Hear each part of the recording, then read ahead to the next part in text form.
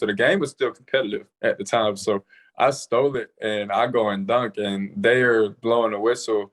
And I'm thinking, like, I don't know if they were like saying I hung on the rim or like they was teeing me up or if there was a timeout or something. So I was like, what just happened? So, and then they like say over the microphone, oh, Tyler Newton just broke the record. And I was like, oh, dang. Like, it's really over now. But then at the time, I was like, all right, but I'm trying to finish this game though.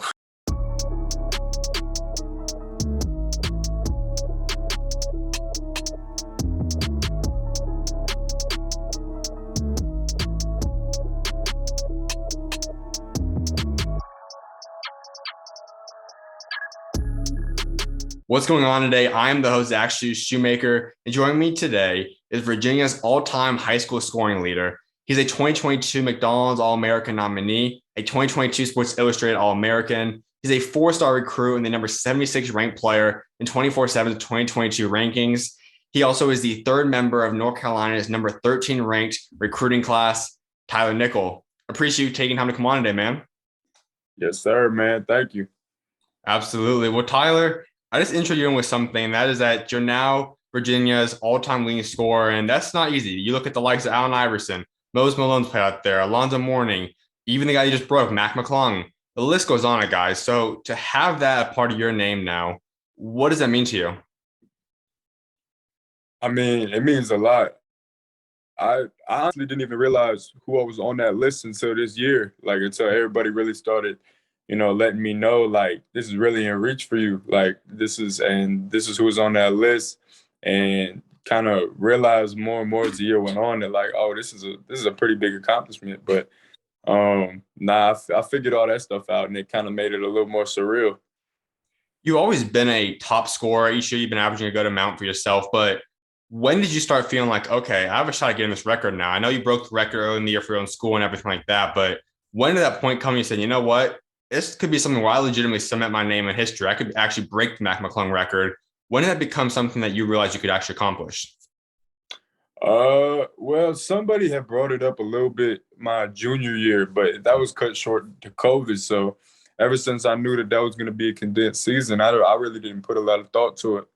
So I didn't really know how realistic it was once I knew that COVID had its effect. But then I got to about mid-season this year, and everybody was like, if you keep doing what you're doing right now, you're gonna break it. And I was like, are you for real? So I go and look at the numbers. I'm like, yeah, I guess so. But I wasn't really like zoned in on that. But when it got closer and closer, the outside noise was like pretty apparent that it was going to happen. Well, take us through that game. I believe it happened after a steal. You get the dunk, and then you obviously score after that, and you still add on to the record. But when you get that steal and the dunk, what was going through your mind? And when you actually got it to obviously convert and you got the points, just take us through what was going through your mind at that point. So what's funny is at that point in the game, so the game was still competitive at the time. So I stole it and I go and dunk, and they are blowing the whistle, and I'm thinking like, I don't know if they were like saying I hung on the rim or like they was teeing me up or if there was a timeout or something. So I was like, what just happened? So and then they like say over the microphone, oh, Tyler Newton just broke the record, and I was like, oh, dang. Like, it's really over now. But then at the time, I was like, all right, but I'm trying to finish this game though. So, it was a crazy moment though. My future assistant coach, Coach Sean May, was there. So I go over there, hug my parents, dap him up, and then had to go out and finish the game. Did you think you were going to get the record that night? I know you probably I have to imagine you at least had a good idea of how many points you were away from the record heading into it. So did you kind of know that could have been the night it was going to happen? Yeah, people had let me know how much it was before the game, so I kind of figured it was gonna happen, but I didn't want to like say it was gonna happen because I didn't want to jinx myself or anything. But I had a good feeling it was gonna happen though. How did you guys celebrate? I have to imagine after you guys got the game over with, you guys went home or maybe went out to eat or whatever it might have been. How did you guys celebrate that as a family? You and Coach May, even like how'd you celebrate it? Yeah, so my parents and I have been talking about it for a while about how that was a realistic opportunity, and Coach had talked to us a couple times once he heard that it was in reach, and so we really just kind of met up with the family, and like that was really it. Um, Really nothing too crazy. We just thought about the fact we just talked about it. We were like just be proud of yourself, be proud of this accomplishment, but also keep it pushing. So we didn't really celebrate all too much, but we definitely acknowledge what happened. Well, we're going to get a lot more into how you ended up breaking that record, your high school career, committing to UNC, and countless other things as well. But I just want people to get to know your story and how you became the Tyler Nickel that we know you as today. So if we head back, you're originally from Elkton, Virginia. What was it like growing up out there? One thing about where I grew up is there's not a whole lot going on. So, we're kind of like in the middle of nowhere, Virginia. We're right outside the city of Harrisonburg, but it's really just if you're an athlete, you play sports, and that's really the end all be all. Is you got to be an athlete. If you ain't really an athlete, it ain't really much out here. So a lot of people, don't get the opportunities and don't get to the point of where I'm at right now. And I'm blessed to be in the situation I'm in, especially seeing what can go around me, and to have the opportunity to go and do and accomplish my hopes and dreams is a blessing. That is a huge thing because when people just say the state of Virginia, there's countless great players from that state. Obviously, it's a basketball state. A lot of people know it for the amount of talent that's come out of it. I'm kind of listed some of the guys on the scoring record, but there's countless other players too. But as you said, it wasn't necessarily where you grew up in the state of Virginia that was too big of that. So how did you fall in love with the game? What caused you to fall in love with the game? Was it your parents kind of brought you upon it? Was it just playing mixture of sports growing up and you eventually settled on basketball? Or how did you fall in love with this game? So both my parents hoop. That's kind of how I got into it. My mom played college ball and then she got hurt.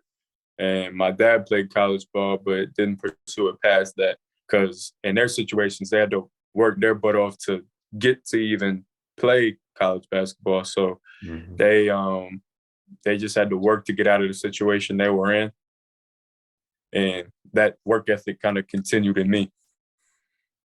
Having two parents that establish that knowledge of basketball, I mean, to get to the Division I or just any college level is huge for anybody. So how did that help you as a player? Kind of just have two people that have the blueprint for you, and just the other side too. Like you said, the hardworking aspect is obviously huge when it comes to the game of basketball.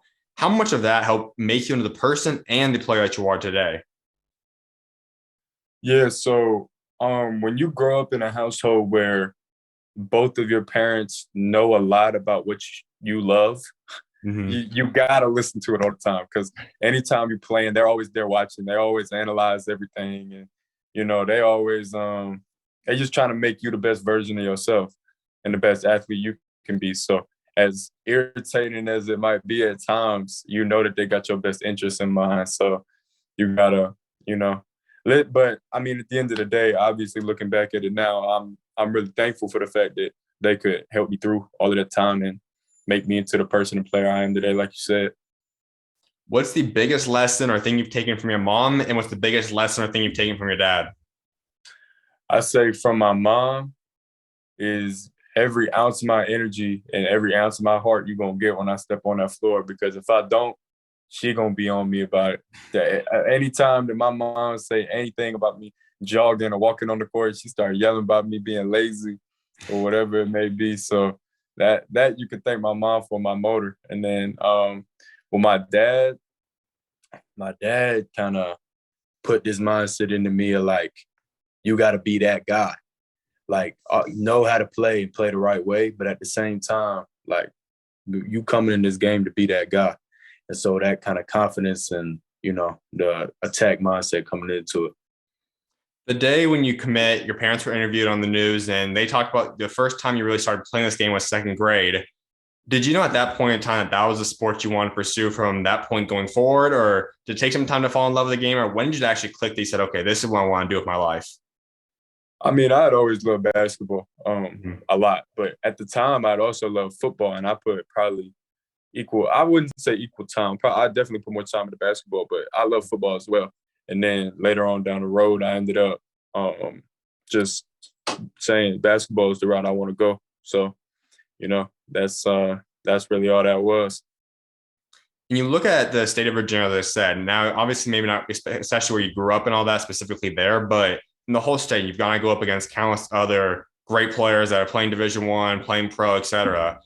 What is the atmosphere of basketball like in that state? Like, you know the town out there, you know the culture of basketball out there. What's that like being a part of that? There's so much basketball culture in Virginia, and I think honestly, the state of Virginia, everybody knows about the DMV being a basketball area, Yeah. but even just the state of Virginia as a whole is so basketball dominant. Like you go anywhere from Virginia Beach to Richmond to Northern Virginia to DC, all this area. It's a huge basketball culture. You go anywhere, even in my area, you drive down, even in the small town that I came up in, and everybody on a good day is going to be packing the outdoor courts. And that's just how it is. So, when you grow up in that type of environment, there's bound to be hoopers. When you grow up in that thing, in that culture, what did you say is the biggest thing that defines a Virginia player? When you guys go out of state and when you go to college now to North Carolina or anywhere it's traveling AU wise, whatever it might be, how do you represent like Virginia? Like, what is defined by a Virginia player? Rather it be the way you guys play, the attitude, maybe a dog mentality, or something like that. Like, what comes with being a Virginia player? So, Virginia, it kind of varies, but Mm-hmm. I would say like that dog mentality, kind of like you said. There's a certain attitude that Virginia Hoopers play with, and you hear it all the time. Like a, a lot of the mindset when you play high level guys in Virginia is like you go out there, kill or be killed. We gonna go out there and we gonna out tough whoever we playing. And I feel like that's kind of an East Coast thing in general too. But um, yeah, that's definitely one of the biggest characteristics of us. As you mentioned, the DMV area is known as one of the top spots. Obviously, when they list the states and all that, DMV is not necessarily a state, so it doesn't go on those lists and all. But overall, just that area, like obviously all the three places in the DMV area, where would you say that area or even just Virginia specifically would rank up in the country? Like if you were to list the top three or five, 10 even, where would you say Virginia as a state ranks up in that? Um, I don't know for real. I'd say top five. Mm-hmm. I'd say top five. I say that pretty confident too. So yeah, I say top five. Let's hop into your high school career. You decided to go out there to East Rockingham, which is the school you created your legacy at now. Why was that the school you want to play at? Why was that the place that you said, I want to play my high school career out here? So that's kind of where I just like I said, where I came up. Mm-hmm. And a lot of the development that I had was because it was self-seeking. Like I had to go out and find the opportunities to be the player I am. I had to go out and find every opportunity with the help of people in my corner. Like I would come to my pops or come to my trainer and say, I want to do everything I can to be at the next level. I want to be the best player that blank, blank, blank. So, and just continue to tell them, like, I want every opportunity you can give me.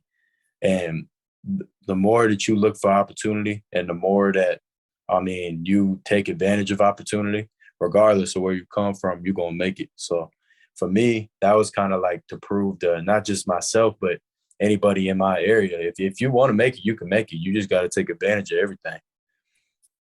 If someone came and told you heading into your freshman year of high school that in 4 years' time, you're going to become a top 100 recruit and a player that could choose from schools like a North Carolina, a Virginia Tech, an LSU, a Butler, etc., what would your reaction have been?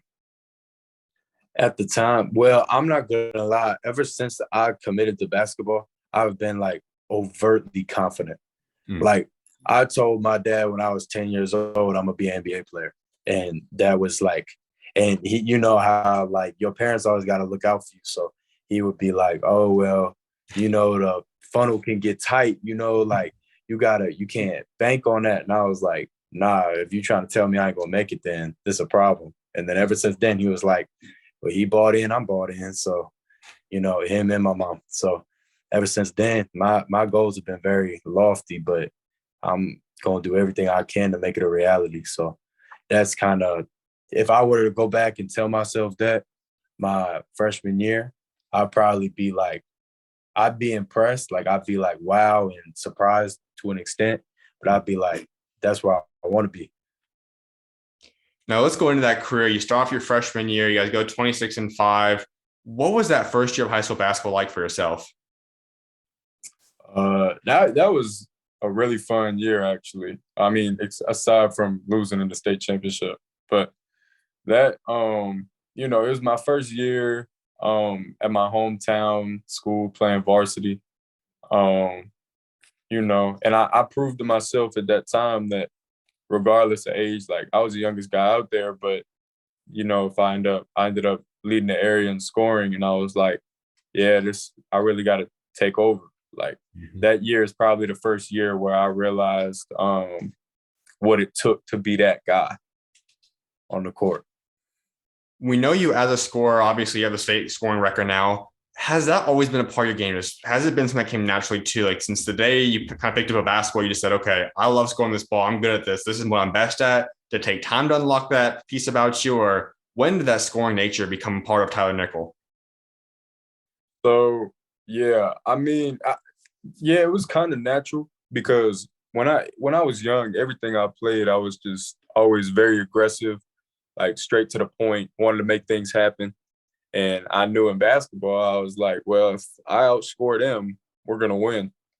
So that was just my mindset ever since. So, and then that just became a natural thing. And then I had some natural skills and whatever else, and I just honed them in ever since then and tried to master my craft. You've mastered a lot of different pieces about your game. The most noteworthy one that we've seen you do countless times throughout your career now has been the fadeaway jump shot. When did that become a part of your game? I think it really started becoming big my freshman sophomore year. Mm-hmm. That's when I realized with my length and my frame that if I could create a little contact, create a little space, and I love the off balance jumpers, whatever, any spot on the floor, I feel confident because I rep it so much. So if I create a little contact, create a little space, I feel like I'm in rhythm. Have there been certain players that you've watched maybe and compare yourself to? Maybe it's one guy, maybe it's a mixture, handful of different guys. Who are one or one guy specifically that you've modeled your game after, you've watched countless times to kind of take pieces from their game and put them into yours? Yeah, so I feel like I watch a lot of like Jason Tatum, and I Mm. watch a lot of like Paul George, and I watch how like the pace they play with, the angles they use, and just the way they create space. And I mean they just get to their spots and get buckets. And I mean they're probably some of the best pros at what they do because they're so specific about their craft. And Mm. so I love watching their stuff and breaking it down. Your sophomore year, you already crossed the 1,000 point mark, and it was only midway through the season too. You had a whole other season to add on to that record too. But you guys as a team go 27-3. What was that sophomore year like? Uh, I mean, it was another great year. I think that was the year where I went from understanding what it took to be a leader on the court and then applying it and just trying to be as dominant as possible. Mm-hmm. Like that kind of like that killer mindset type every time we're on the court. And that's the way it's got to be. And I think I kind of put that into effect that year. Around this time, and especially then in the past year or so, you really blew up as a player and a ranking and all that. But when that first Division One offer eventually comes to you, how that happened? Just take us through what that story behind that was, and just how you reacted when you first got that very first Division One offer. Yeah, so it's a surreal moment. It's for everybody that grows up with hoop dreams and wants to end up, and they hear all this hype around being D1 or being whatever else. It's Mm-hmm. just then you see all this stuff on social media growing up about, oh, blessed to receive, blessed to receive. And you see all these guys, and you're like, I want that to be me. So once you really get that opportunity, it's like, dang, I'm really one of them now. And so you kind of you feel a little comfort, not comfort to be complacent, but comfort in like I'm on the right track.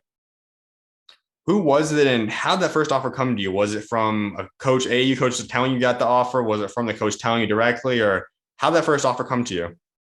I got it from JMU was my first offer, and I got their hometown school, and they reached out to my AAU organization. They reached out to me and said that I had been offered because they couldn't directly reach out to me yet, and yeah, they let me know that when I was just getting out of school one day. Then before I even put anything out, it's all over like our daily like local news and whatever else. So yeah, that was a crazy day. like you said, for so many guys, there is that point where you get the first offer, you get your name in the rankings, whatever it might be, that in a way you get somewhat complacent and a certain extent where you say, okay, I know what I have a chance of playing this now. I've kind of got education paid for. But a lot of guys take that a little bit too far and they don't work as much in the game. They become satisfied with it. That clearly was not the case for you because you've continued to rise up rankings, which at the end of the day, rankings don't mean too much, but end of the day, like it still shows that how good of a player you can be or whatnot. So you continue to move up that. You've continued to obviously add countless much better offers higher than a JMU or whatever it might be. What's kept you driven? What's kept you saying, you know what, I want to keep pushing. I know I can be better. Well, you know, knowing where my parents come from and knowing what they come from and knowing what they had to go through to be in a situation where they can try and put me in as many opportunities as they can. Mm-hmm. I want my success to reflect that as well. And that's not the only reason, but that's a big reason. Like, I want to make sure, like, I want to be so successful at this that my people don't ever have to work again. Mm-hmm. And that's kind of pushing me and everybody that's been with me from the jump. I want none of them to have no type of stress or nothing. Like, me and my circle to be living the right way, and my sheer love for the game. I love basketball, and basketball has put me in so many opportunities that I wouldn't have had otherwise. And I'm putting all that love and effort back into the game. And for me, myself, you know, these have been my dreams since I was however old. So if I'm not working, somebody else is taking my dream from me. And I don't want to let that happen. At the same time, too, I know you've also become a guy that's been well aware of what comes with becoming a Division I commit, a Division I recruit, and a high-ranked player. You have that target on your back from the opposing team. You have that target on your back from the stands, from different people across the country, whatever it might be. I know you've dealt with that. So when you got that Division I offer, as you got the more and more rankings, now as a UNC commit, how have you dealt with the target on your back, the pressure gets put on you? How have you dealt with all that comes with being the type of player you are today? Yeah, so once that starts, at first you get a little like frazzled, like you ain't really as used to it. When every away game you hear the overrated chants, and the first time you miss a shot, overrated, everything. And at first you're like, oh my gosh, like I've never dealt with this. And then it gets to like the second, third, fourth, fifth, sixth, and it's just every game. And then you're like, okay, well, this is just how it's going to go. So it's really not that big a deal. And then you realize you're in the situation you're in. And a lot of that energy is because you have that target on your back. Mm-hmm. And at the end of the day, that's the situation you want to be in. You don't want to be the guy chasing. You want to be the guy in front and making that gap bigger. So, you know, and there's always going to be people to chase and things to chase. But you always want to be in a power position. So, you know, that's the way you got to look at it. If you had to give a number one ranking to the best student section, the best place to go up against that's caused you the most problems or just been the one that you've enjoyed the most, what student base or what school is that? I don't know. That's a tough question. That's a very tough question. Because there's been a lot. There have been a lot of hype games this year. So, I don't know. I don't have a clear answer to that. I'm not gonna lie.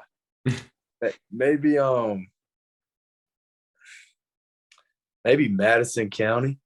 Mm-hmm. Maybe.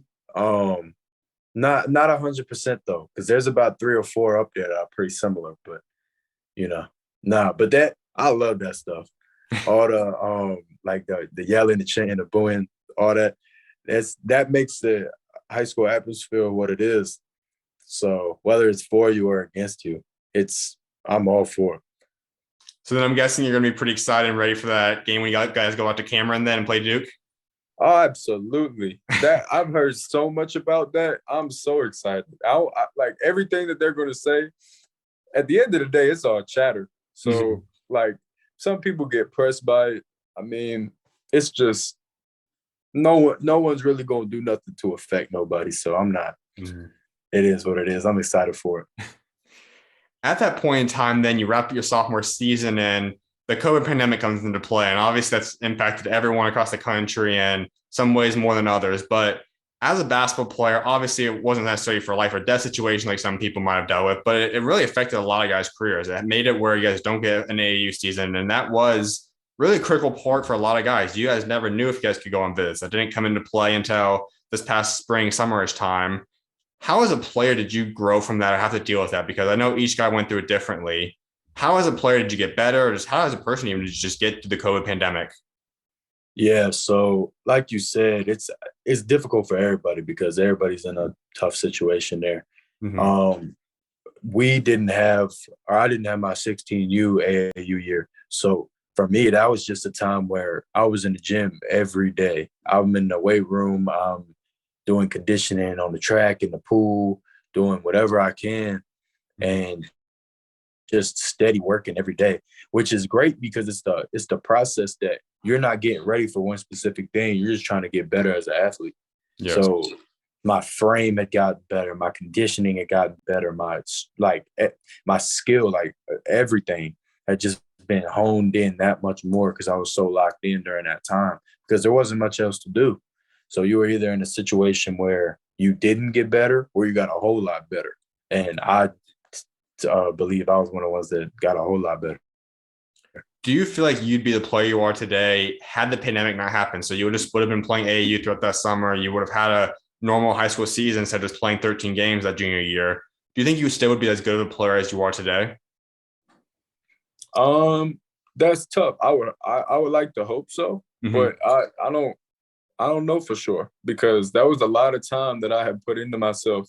And at the time, everybody saw it as a burden, but looking back on it, it was kind of a blessing. So I'm not sure. I also wanted to ask you about your high school career and your choice to stay at the same school because today in today's basketball world, we know the typical move for a lot of guys is your upperclassman year, for even a lot of guys, at least your senior year, they go out to the prep schools, they go play a national schedule. You decide to stay home, and obviously you still become the great player you are today. You've had a great time, and your area is obviously a lot more talent than per se some of the other areas in the country. But what led you to that decision? Like, why did you decide to say, you know what, I want to stay committed to my school. I want to stay at East Rockingham, and I want to create my legacy here for all 4 years. Yeah, so there were obviously those options on the table. Mm-hmm. But at the end of the day, I chose to stay because I was made into who I am here because of what I had taken advantage of. And I wanted to prove that you can finish it out here and still be great. And, just for hope for the next generation coming up. And, I'm pushing myself to be better every day, regardless of where I'm at. I'm doing everything to get ready for the next level. And that is my main focus, regardless of where I would have been. So I'm doing everything in my power to be the best player I can. And I knew that I could do that while staying home. Mm-hmm. But like you said, that's a very common path for a lot of people, to go prep. There were some prep opportunities. There was the overtime elite opportunity that I ended up not taking. Mm-hmm. And, for a lot of people, a lot of those options seem like great options. But for me, I had grown into who I am, where I was, and I was going to continue to do that. Going to that junior season, it wasn't obviously a typical year. You guys only played 13 games. You continue to do your thing, scoring wise and all that. But what was that shortened 13 game season like for you? The word is just adversity, just dealing with adversity. So we had so many games where we were supposed to play somebody one day, they couldn't because they had COVID, and then we would schedule a team at random and play them that day. And our schedule was all over the place, and who we played and when we played or whatever the case may be. And I was cool with it because wherever it is, I don't care who or when we play, I'm just trying to play. Mm-hmm. So, it was different, but I mean, it was actually kind of pretty fun. The only thing that was a little difficult was playing in mass. That is not an easy thing to do. I know that was what some states dealt with. I didn't know exactly if you did or not, but there was quite a few states out that had to do with the mask. And I don't think I've ever heard anyone say positive things about that. So what was that like just playing with a mask on? It's just difficult because, basketball being sport where you have to be conditioned anyway, then having something over your mouth and nose, it just makes it a little harder. I mean, that was the only problem I had with it. Like, I understand the safety precautions and everything. Yeah, I don't have a problem with that. It's just the fact of trying to breathe while running up and down the court with a mask on ain't great. We saw a lot of guys by probably about 2 minutes into the game. A lot of them had it pretty much off the face anyways. It was down there by the chin and all that. Were you able to keep yours up majority of the time, or did it end up becoming pretty much just a chin protection? Well, I tried to keep mine up as much as I could because our district was strict on it at the time. So I was trying to keep it up as much as we could. But, you know, I mean, sometimes if it slipped, it slipped. But I kept mine up pretty consistent. Let's then go into your final AAU season. As we talked about, you didn't get your 16U1. You go with team loaded, 3SSB. You guys had a loaded team. JNF is obviously going out there to Illinois, great player. Donald Hand, Malik, obviously, Alfonso, MJ Rice, yourself. The list goes on. Why did you decide to go play with team loaded, and just what was it like being a part of that team this past year? I chose Team Loaded because I've been with Team Loaded ever since I was on the national scene, and they've always done right by me. So it's like a family organization, and they treat everybody like family. So that was one of the biggest reasons why I ran with them. And, you know, playing with all those guys like you named is one of the best ways to get ready for the next level because you're playing with a bunch of guys that can go out and do their thing. And then being able to prove yourself within that group is just speaks more to yourself. When you just play against and practice against those type of guys, what was that like? I mean, it's just great reps every time. Anything we run, anything we practice, it's just great reps because you're playing against great guys. So guys that can play like that are always the most fun to play with and against. Let's head through that entire season. Obviously, you guys had a lot of success. You guys won a lot of games. Obviously, there's ups and downs like any season has. What was your final AAU season like, though, for yourself? It went pretty well. As far as, you know, my individual success, the team, we had a great team. Now, we didn't end up where I think we definitely could have in that Adidas tournament. But, you know, as far as my individual development and how I fared that summer, I played very well. Probably one of my better AAU seasons. But, you know, it was a great year, and we beat some really good teams. And, you know, AAU ball, anything can happen. So, you know, I think we got knocked out Elite Eight, Sweet 16. One of those in the 3SSB, and that didn't play up to our expectations. But at the end of the day, anything can happen. When you potentially go out there next year throughout your entire UNC career and you play against a guy like Jaden or Donald or any of those guys out there, what's that game going to be like? I'm going to be talking mad trash. I'm going to be telling them every time I score. I'm going to be telling them if we win, they're not going to hear the end of it. And I'm on all of their heads, every single one of them. Anybody we play, I'm in their ear. Who was the best trash talker on that team? Best trash talker?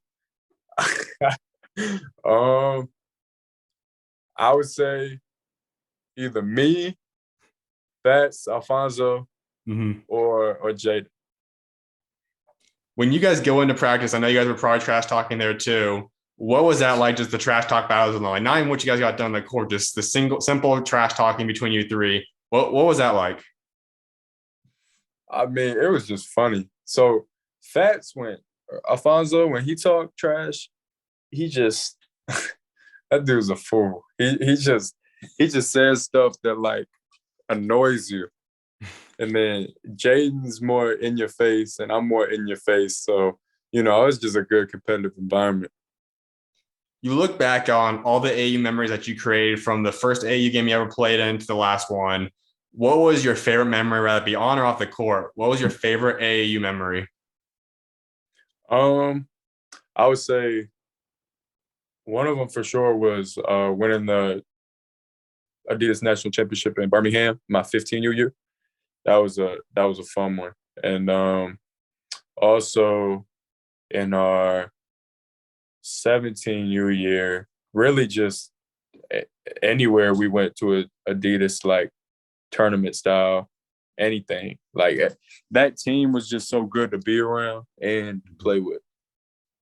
Now, if we were still going timeline wise, obviously you're going through the recruiting process at this point, UNC, which we're going to get into right after this. But I just want to go through your senior year so far and what that's been like for yourself, because you guys are 23-5. As we talked about earlier, you became the state's all-time leading scorer.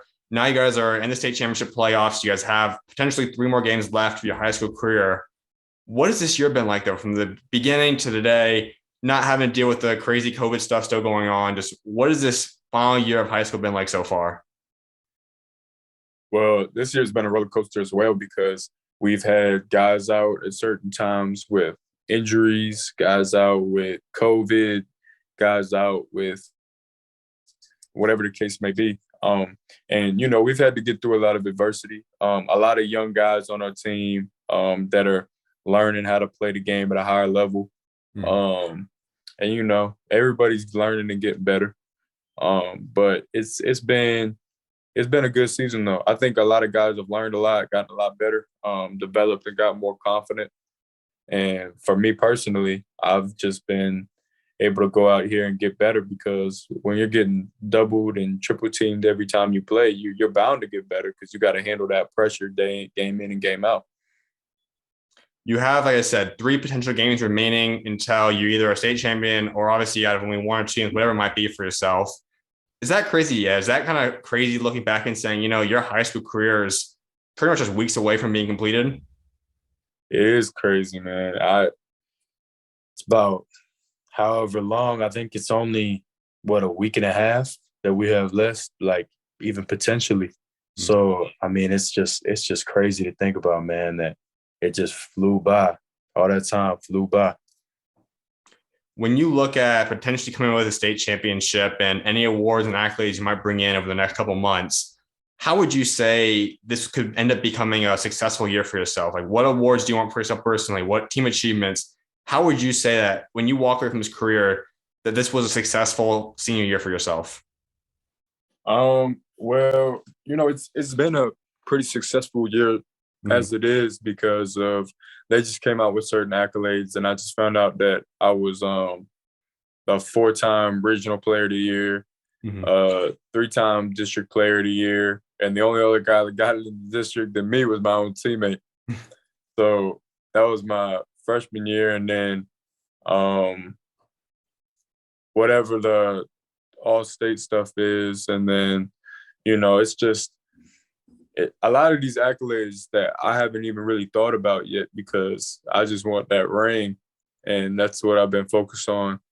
But it's getting to the point where I'm getting close to the end of my high school career, and so thinking about this stuff is pretty crazy. When you look back on your high school career now, what would you say has been your favorite high school memory? I would say my freshman year on the way back from the state championship game. And the reason I say that is because we went in there and we had certain guys that didn't play to how they usually play. And they weren't feeling good. They knew it was their last ride or whatever, but after that game, they just everybody had everybody's back. Like everybody was making sure everybody was straight, like their spirits were all right. And, it just came together. And that was probably one of the best teams I've ever been a part of, high school, AAU, anything, because they make it proven that you're their brother, and that's not going to change. Now, you only have a few more months left of high school as well. Ultimately for yourself, though, when you just look at everything you've achieved and what people remember you for down the road, what do you want to be remembered for what you accomplished on the court, off the court, both? What do you want to be remembered for what you did as a high school basketball player? Well, for me, I want to be known as as far as my legacy, to be one, if not the best player in Virginia history, one of the. And once that comes with a lot more down the road too, to solidify that. But That's the goal. And, for just because certain things is crazy or wild to think about that happen. Just respect what happened and, hopefully want to be the best that Virginia's ever had. Now, we saw, I think it was a couple of games ago, I think even maybe your past game, that you had a unique pair of shoes on that you were wearing, custom ones. They had the school you committed to, as well as your school, I believe, that you're currently at, East Rockingham. Mm-hmm. Take us through those shoes. How did you get those designed, and just what was kind of the thought process behind getting those? So what's funny is there's a guy in my area, VA Lace Customs. Mm-hmm. His name is Josh, and he did a really great job. He actually customizes them, and he ended up doing those for me and reached out to me talking about he wanted to do that, show love to a guy in our area. And, he did nothing but show love ever since. And so I had to rep him in the game because he did a hell of a job on him. Now, that does lead us into the UNC stuff I want to get into this recruiting process. So as we head into this, as we said, it wasn't necessarily an easy recruiting process because of the COVID pandemic and everything, but you brought it down to Final Five of UNC, Iowa, Virginia Tech, LSU, Butler. I know then you said also, I believe you narrowed it down to a Final Three then of Virginia Tech, LSU, and obviously UNC. Take us to that process. So, why for starters were those the first five schools that really stood out to you? They had just shown the most love and promise, in my opinion, or they had shown the most, and they looked at how they played, and they showed that I would be able to be me going there because, you want to go to a spot that's best for you. You don't want to go and conform to something else. You want to go and be the best version of yourself. And I feel like those were the places where I could see that being for me. And then ultimately ended up making the decision that I felt was the best for me. I heard that you were coming down to those schools, and I know that maybe it wasn't necessarily for you, but you see the crystal balls out there, people put stuff out. For a long time, up until that UNC visit, most people were saying Virginia Tech was the lead school. A lot of people thought that's where you'd be heading. For you personally now, obviously that's what reporters and other people say, but you in your circle, was that the school that you were favoriting for a long time? Was that the number 2 option for you, or where did Virginia Tech end up falling for you in the recruiting process? Virginia Tech is, and their coaches and everybody are great people, Yep. Great staff, and great everything. It was a great opportunity. It was just a matter of all of them were great opportunities, and I felt what was the best for me and what I was trying to do and can be the best for me ended up being UNC. And yeah, we're very high on them. We're still very high on them. But it was when I visited UNC, I knew that was the place. So would you say then prior to that visit, like if you never went on that visit, or if someone asked you that question and you were going to say it beforehand, would you say Virginia Tech was probably in the lead then prior to that UNC visit? At that point, I would say so, because I just came off that visit, and like I said, the people and the atmosphere was great. And yeah, but that's always why you gotta go and see more than one, because there may be a great option, but if you feel that there's a better one, you don't want to miss that out. I also want to go a little bit to another thing you brought up earlier, and that was the OT opportunity. Obviously, that wasn't your Final Five, but there were some guys that took that route. A lot of guys that declined it too. Where were you on the professional route? Was that something that you gave much interest to at all? Was that something that you just said, okay, thanks for the offer, probably not going to be the best for me right now? Or where did you kind of stand on the professional routes? Yeah, so we definitely had a lot of talks about it. We had a Zoom call with their guys, and we were just trying to figure out what the best road would be. And like I said, for some people, I'm sure it'll be great, and I'm sure it's gonna work. But for me, it was too much of it was pretty new. Yeah. And at the same time, it's great if it worked, but if those 2 years you get to the end of that contract and you're not where you want to be, you don't have any eligibility to do anything else. That was your only option. And like I said, maybe it would work, maybe not, but I feel like also there's something to be said for a certain amount of education, regardless of even if you're not in college all 4 years, Yeah. for going to school and being in that environment. I think there's something to be said for that as well. I also know that the same news interview that your parents had when you commit, I talked about earlier, they also brought up a point that at 8 years old, you told them that you wanted to play collegiate basketball at a high level. You knew you could do that. And you said you wanted to do that at UNC. So was that just the dream school you had growing up? Was that the school you loved? Or where was your love for UNC growing up, if you had any? So every time I felt like I turned on ESPN when I was little, it was always UNC. And I always saw them guys as pros. So every time that I tuned in and watched, I was like, I want to be like that. I want to do that. Like, I see all these greats that went through there and like just such a basketball rich history. And I was like, I want to be one of them guys. And it's crazy to think that now I'm really going to have that opportunity. Did you have a dream school growing up? Was there a school that you just looked at growing up and you said, you know what? I love this school I'm rooting for, or were you just more of a basketball fan in general, or where did you stand on that aspect? I was more of just a basketball fan. Mm-hmm.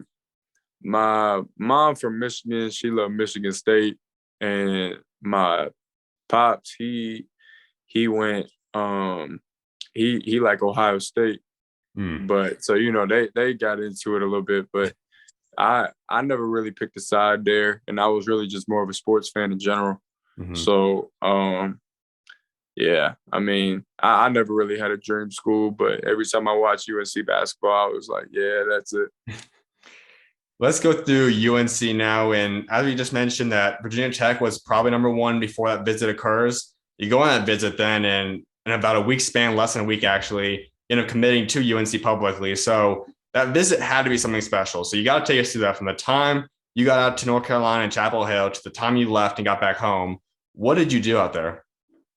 Yeah, so we get there, we meet coach for dinner, and it's probably like the best food I've ever had in my life. So that was the first thing I was like, we starting off right. So we then we go back to the hotel, wake up next day, tour, and it just kind of seemed like a comfortable campus. Like you can't really get lost. You know where everything's at. Everything is just so like not like old timey, but like there's just things that are like tradition, and you can tell that it's just like a campus tradition. A lot of it is, and like Franklin Street is always, being as cool as it is, and it's just a cool vibe the whole time. And then go and play with the guys, and that was really good too. That was one of the selling points as well. Is when I got out there and played with them, and I was like, yeah, this feel right. So, yeah. Now, that is something that's key too, that you kind of got to see yourself to feel with the guys, be around them. Were there any guys specifically that you created a relationship with that you're now close with today that's currently on that UNC team? Yeah, so my the guy showing me around for the most part was Justin McCoy. Mm-hmm. And he's a great guy, high energy, very outgoing. So he's a great guy to be a host when you're there on a visit. And everybody else there is just cool too. All the guys, like when you're playing with them, it's just good energy, good vibes. So yeah, anybody and everybody that I encountered while I was there, I had nothing but good vibes from everybody. Now, for you obviously, I said you could then commit about a few more days after that when you got back home. When did you know that North Carolina is where you wanted to commit to? Was that on the visit? Did you tell coach then? Did you come home, talk it over with your family for a couple of days and then know that that was a school? Or when did you get the feeling you said, okay, I know God's leading me here. God wants me to go and become a Tar Heel? I was pretty sure on the visit. I felt really, really good while I was there, but I knew I had to come home and talk to my people about it first. I wasn't just gonna spring it. Yeah. But so talked to them, talked it over, and they were like, "Yeah, we could tell like that's what you was feeling." And I was like, "All right, well, I'm about to call coach." They said, "All right, then go ahead." When you call Coach Hubert Davis and you tell him, I'm coming, I'm going to become a Tar Heel, you got me. What was his reaction? He said he was yelling on the phone. He said he was so happy. He was just high energy. He's a high energy guy as it is, but he was he was very, very emotional. And he texted me right after we got off the phone. He said he was so happy and everything like that. So I just felt even better. You got to take us through Coach Davis a little bit more. I know people are just still starting to learn more and more about him. And obviously, no one will know exactly what he's like off the court yet. But what is he like that? I mean, you got to see him not just on the court, like some people see, not just from some interviews here and there. Like, you got to be around him off the court. You got to eat dinner with him, all this stuff. What is he like off the court and away from the game of basketball? He's genuine, probably the nicest person I've ever met in my life. Mm-hmm. Like, no BS. Like, that's just how he is as a person. Like, he's always looking for positivity in things. He's like charismatic, just cares about people, emotional about what he loves. And, it's just great energy to be around. When you look at what he does as the basketball coach and what he's going to then do with you when you get out there, what's his plan for how does he plan to use you? And does he have any plans for you in terms of what he wants you to bring there as a freshman? Yeah, so he knows obviously a lot of like what's trademarked about me is scoring. Mm-hmm. So, coming in there as somebody that can guard multiple positions and come in and be a dominant wing scorer. And that's specifically what he said that he wanted and he needed. And so I'm excited about my opportunity to go in there and do what I do. What would you say has been your favorite memory that you've created so far with Coach Hubert Davis? I would say when I was at his house and he was breaking down like why he needed me and what he needed me for and what he was looking for in this class and what he was looking to do. Because that was just the realest conversation we've had, and it's what made me feel most comfortable about making my decision. This 2022 class is currently ranked number 13. You guys are loaded with a lot of different guys, and I think it was like 9 or 10 before Will obviously reclassed and he goes to that group, but it's technically is to the 4 of you when you guys talk about who's playing next year. So how did this group come together and just what was it like just being a part of now Seth, Jalen, yourself, and technically Will still? Yeah, I mean, those are some funny guys as well. So they, as soon as I committed, they put me in the group chat, and they they all solid guys. But it's great to be a part of it. I've never seen any of them play live yet, which is a different thing. But I've seen what I've seen, like from what I can see, like on social media or whatever else, and I know that we got some dudes that can go, and so I'm just ready to come in with that group and get Chapel Hill rocking. Did you know any of them prior to you committing there? Did you know Will or did you know Jalen or Seth or talk to any of them prior to you announcing your commitment? Nah, I didn't know him. Not today, as you said, you guys are in the group chat. So how much closer are you guys today now? And just how excited are you to go out there and play with them next season, even just get to campus with them now in a couple of months? I'm really excited, just knowing what I know about them now. And I know Seth and Will I met in person when I went down to watch the Duke game. But I haven't met Jalen in person, but everything that I've seen and heard from him as well is just good energy. So I'm really excited to get down there with them boys. We look at this year's team, and obviously the bracket's going to come out in about a week or so from this interview, whatever it's going to be. And obviously North Carolina's kind of on the fringe. It's not something that's too typical, too used to. It's obviously a typical program that's a top 3 seed year in, year out. This is just the first year Coach Davis's run, though. So obviously there's going to be a lot more stuff to accomplish from here on out. How are you guys as a class and just as a team next year plan to get UNC back to being that top 3 seeded team every single year? Well, I think everybody that's in this class has a unique opportunity to come in and do what they do early and be able to kind of bring a spark and energy to us. And they have great, great players right now. And I think that we can add to that and just become more of a powerhouse. How special is this 2022 recruiting class? I think we're going to be great. I think that a lot of people don't really even understand what we're going to be bringing to the table, but it's going to be evident when we're there. You look long-term at this team. And all four of you guys, obviously some of you guys could go early if you guys decide to go pro, whatever God's got in store for all you guys. But by the time this recruiting class is officially done with college, all you guys have moved on. What are the type of things that you guys think you guys can accomplish as a group? Well, obviously the goal of anybody when we're there is we want a natty. Mm-hmm. So we want that national championship. And I think if we put in what I believe we're gonna put in, that's gonna be a possibility. When you look at yourself personally, and you kind of talk about what Coach Davis wants from you, but for yourself personally, when you look at what you're capable of, what can Tar Heel fans be expecting from you, and what can they expect to see from Tyler Nickel when he gets out there and plays? They expect to see a dog. Every time I step on that court, I mean, I'm going at whoever across from me, and I'm on next the whole time. They gotta stop me from doing what I do, and they gotta adjust to me. So when I'm out there, I'm out there to kill. So I guess that's what they can expect. Another aspect that has become huge enough for recruits, you guys are the first ones really going through your whole process with that ability, is the NIL process. And obviously, when you look at branding in basketball, UNC is just up there in the first tier. So was that an impact in your recruitment at all? If so, what impact did NIL have in your decision?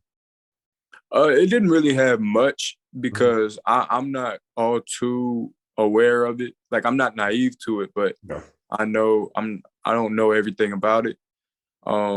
But I mean, that is another plus to being in North Carolina, being the program that it is that's a great way to brand yourself with a top-notch program and to get your name out there, whatever the possibilities may be. The list of UNC players that have been successful and great there extend. I mean, it goes on forever. It's a massive long list of great all-time Tar Heels.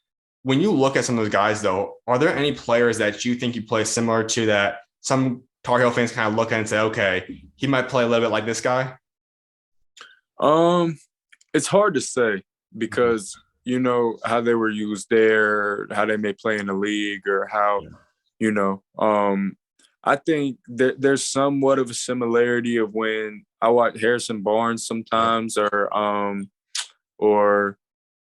Justin Jackson, or just along them lines of just wing guys that are pretty dominant or very dominant. And so that's kind of the way that I'm looking to go at. When do you plan on getting out to campus? I know most guys typically end of May, maybe early June-ish. When do you plan on getting out to campus? I'll report June 15th, I think. Mm-hmm. And when you get out there, how excited are you for that? Oh, I'm very excited. I'm excited to, just get used to being down there and get my schedule right and, get ready for what's in store.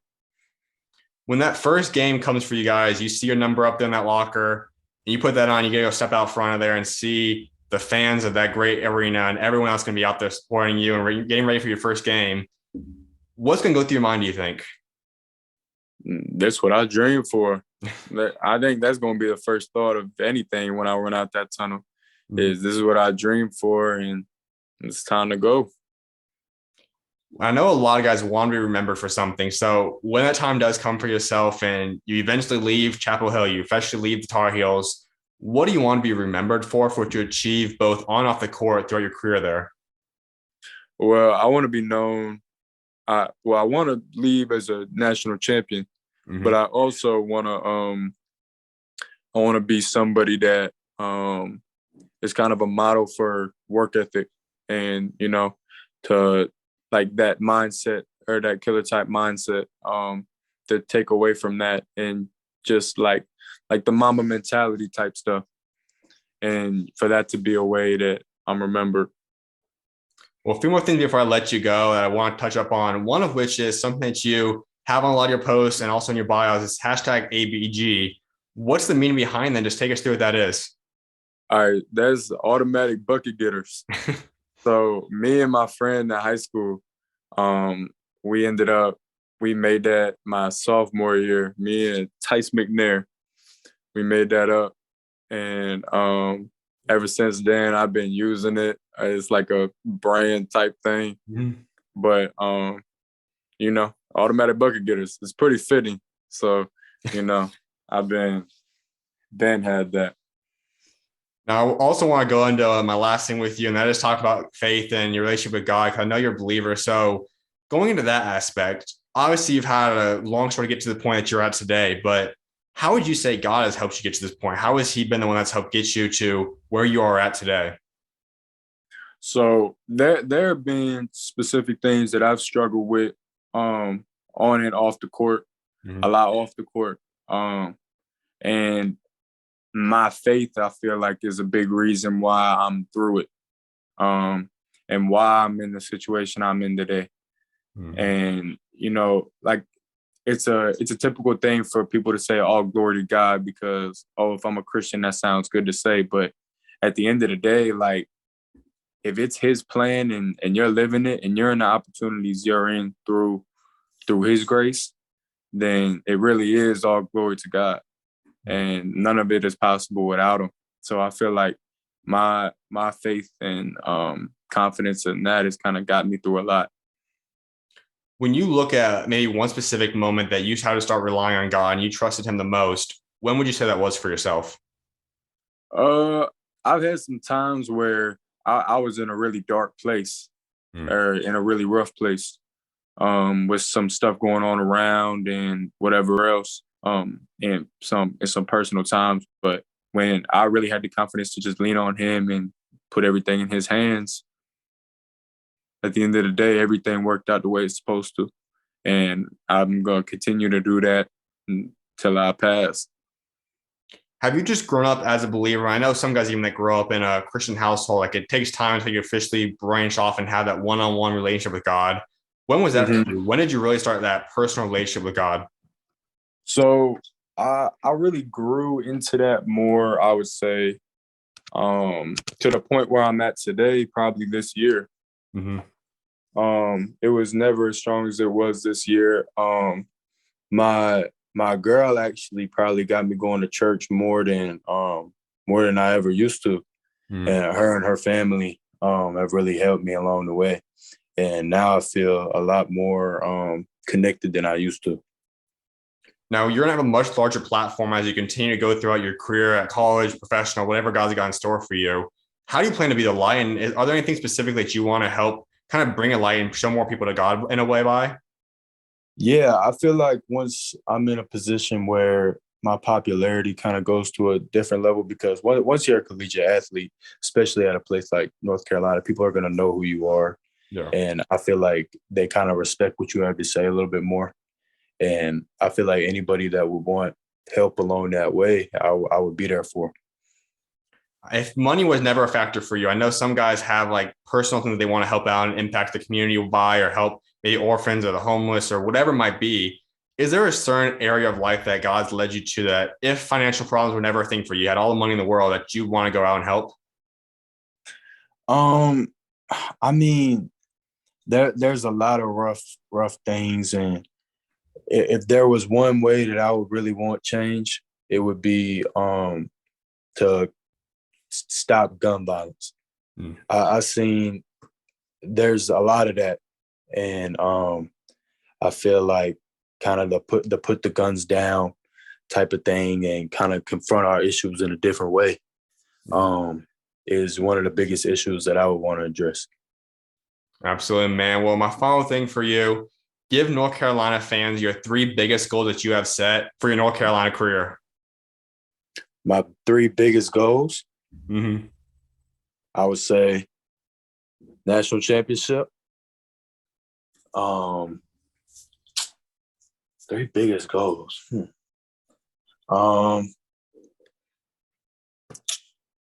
National championship, and then at some point along the way, I want to be a All-American, first team All-American, and ACC Player of the Year.